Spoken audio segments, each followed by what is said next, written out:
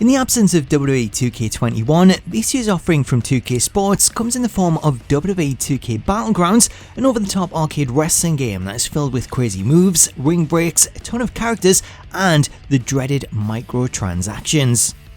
This game isn't a full price release, as it is a budget offering of around $40 in the US and £30 in the UK, therefore it doesn't have all the bells and whistles that you would expect from a WWE game, therefore that is something that I'm going to factor into this review. So let's start out with the good, as Battlegrounds has been marketed as a multiplayer brawler, and that's definitely where the game shines, as the fast-paced button bashing action brings with it a sense of fun and urgency that just isn't there in the simulation games. In fact, I would go as far as saying that this is the most fun that I've had in a WWE game since the PS2 days, as the arcade style gameplay feels like one big throwback, and when you mix that with a social aspect and a focus on online play, then you're onto a winner. On the other hand though, the area that this game falls flat is the reliance on in-game currency and microtransactions, as so much of the game is locked that it makes you feel like this should be a free-to-play game rather than a paid game. To give you an example of just how bad this is, there are 20 superstars available to use from the get-go, as the majority of the roster require that you unlock them using in-game currency which you earn for playing matches, or golden bucks that you can pick up in the store for real money. Whilst you can earn currency to unlock stars by playing through the campaign mode or from playing exhibition matches, the amount of currency that you earn is so low that I only had enough to unlock 4 top level superstars after completing more than 100 of the 118 matches in the campaign. There are ways to earn more currency if you complete the daily challenges, with them themselves being a nice touch, as they give you a reason to play the game on a daily basis, even if it's just to save up currency for future editions, plus the more that you level up, then the greater amount of currency you'll earn in rewards. The problem though is that there is a fine line between making things a challenge to unlock or making them a chore, and Battlegrounds definitely lies on the side of it being a chore, as not only do you have to earn enough currency to unlock the majority of the roster, but you'll also need it to unlock character parts, arena parts, alternate attires, and even creation slots. If you don't mind a challenge and you enjoy games that keep you playing to unlock content, then you'll enjoy Battlegrounds. However, if you're someone who likes to have everything unlocked and ready to use, then this is going to be an issue. As for the gameplay, outside of multiplayer, this is one of the best things about the game, as even when you play offline, the action takes place at such a fast pace that it's a lot of fun to play and super easy to pick up, which makes it a great game for all ages.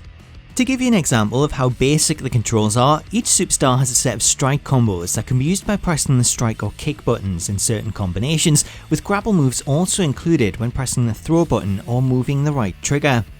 Whilst these moves are easy to perform, the amount of moves themselves is somewhat of a concern, as most superstars only have between 12 to 16 moves listed, with a lot of these being strike combos, therefore you'll tend to see a lot of the same moves repeated. Making this situation worse, superstars don't have individual movesets, as the game assigns all superstars of the same class the same generic moveset. For example, if you take Rey Mysterio, who's part of the High Flyer class, and you compare his moveset with that of another High Flyer like Ricochet, then you'll see that both players have the same moves, except for signatures and finishers.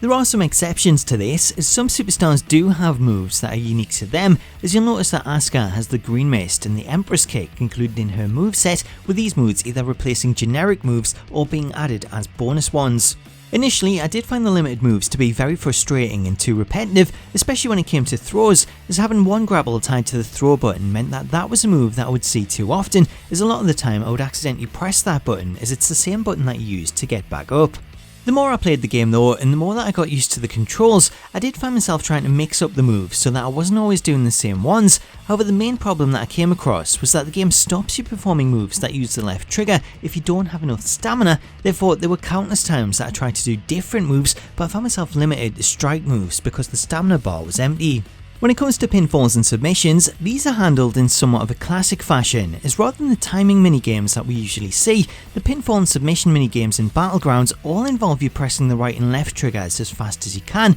which is something that fits in perfectly with the fast-paced nature of the gameplay. One thing that I really liked about the pin system is the fact that the meter doesn't show when a player's taken too much damage, as this shows that they have no chance of kicking out, and therefore it saves you wasting your time trying. The game also includes a crowd bar mechanic that sees players tasked with certain actions to perform to please the crowd, with these actions being things like performing a taunt. If you complete these actions, then this will see the crowd meter start to fill up, with the higher it is making it easier to kick out of pinfalls or escape from submissions. These actions are entirely optional as you don't have to complete them, however if you do then it will give you a bit of an advantage. As for the AI, this was an area of major concern when I played the review build, as the AI would constantly avoid the player and run away, or be caught standing motionless on the outside as they didn't appear to know what to do. Playing the release build, I did find that a lot of the AI problems were fixed, as the AI did appear to be smarter. However, following the recent patch that dropped, I've noticed a lot of the AI problems sneaking back in, especially when it comes to avoiding other players. Switching over to the campaign mode, Battlegrounds campaign mode is told through the use of comic strips, and it sees Paul Heyman pitch the idea of finding new superstars from across the globe and then having them fight on their own turf in what he calls their Battlegrounds. Heyman then enlists Stone Cold Steve Austin to scour the globe for new talent, which leads to the introduction of the first of 7 custom characters, Bolo Reynolds. Starting out in New York, Bolo is the first of 7 characters that you'll get to play as you make your way through a campaign that sees you travel to 6 different regions, each with their own character, before they all meet up for the finale at WrestleMania.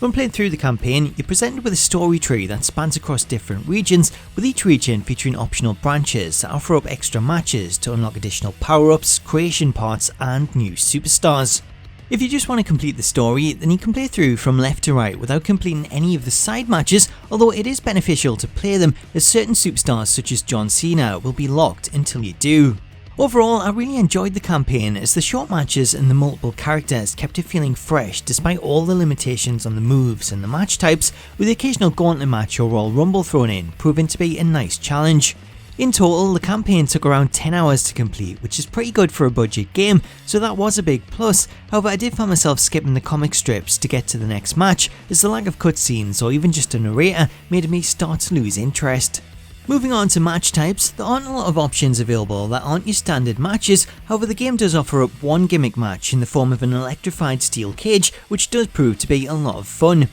In this match, players are tasked with collecting bags of money from the cage in order to fill up their money bar, which when full will allow them to escape the cage. However, you'll have to pick the right time to do so, as the cage can become electrified at any moment, sending anyone climbing it back down to the canvas. Initially, I did question the money element, however after playing these matches, I definitely think it does make a good addition, as it helps to prolong the match that would otherwise be over in an instant, whilst also offering up another fun and challenging mechanic. Alongside the inclusion of the steel cage match, the game also offers up 2 more fast-paced match types in the form of the Gauntlet match and the Royal Rumble. Gauntlet matches are essentially regular matches that see a new player spawn in after the previous opponent has been defeated, however they take place at a much faster pace than you'd expect, which make for more of a challenge. Speaking of a challenge, that's exactly what the Royal Rumble match offers, as despite there only being 4 players in the ring at any one time, this is still more than enough to keep you on your toes as you try to deal damage and eliminate opponents, whilst also looking for breaks in the gameplay to utilise the power-ups and restore health. Much like the pinfall and cage minigames, the elimination minigames also see the player alternating between triggers to fill up their meter, both when trying to eliminate an opponent and when fighting one off, with the only exception being when a player has taken too much damage, as much like pinfalls, no meter is shown and players will instead just throw their opponent out. The key to the match is trying to conserve your health and using the health power up after eliminations, as you only have a few seconds before the next opponent appears in the ring and then begins their attack. Switching over to the Creation Suite, with this being a budget title, the Creation Suite was always going to be somewhat limited, as you only have to take a look at the likes of other spin-off games like Legends of WrestleMania or WWE All-Stars to see how basic these tend to be. However, Battlegrounds sets a new low by offering up the worst Creation Suite that I've ever seen, as both the character creator and the arena creator is severely limited, with barely any options to choose from. Not only is it not possible to create characters that look unique in terms of their likeness due to the limited morphing options, but it's also hard to give your character a unique attire, as there are only a handful of clothing options available, and those that are available can't be customised, meaning you can't even change their colour. The same can also be said for the arena creator, which is limited to just 3 custom arenas, as while it does have some good looking preset options such as the LED barricades and some gorgeous looking reflections, every arena that you create uses the same stage setup, which is the main thing that you see during a match, therefore custom arenas all end up looking exactly the same. So there you go, that's my overview of WWE 2K Battlegrounds. Honestly, it is a really fun game and definitely worth the $30 price tag if you're looking for a game to enjoy with friends and you don't mind grinding to unlock everyone. However, if you don't play online and you prefer to have content unlocked and ready to use, then this probably isn't the game for you.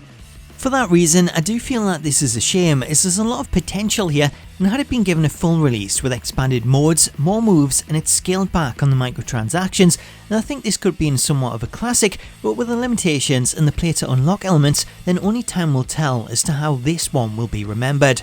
So there you go, that's my review of WWE 2K Battlegrounds. I hope this helped if you're on the fence about picking it up and it helped you make up your mind, but let me know in the comments if you decided to go for it or if you decided to pass.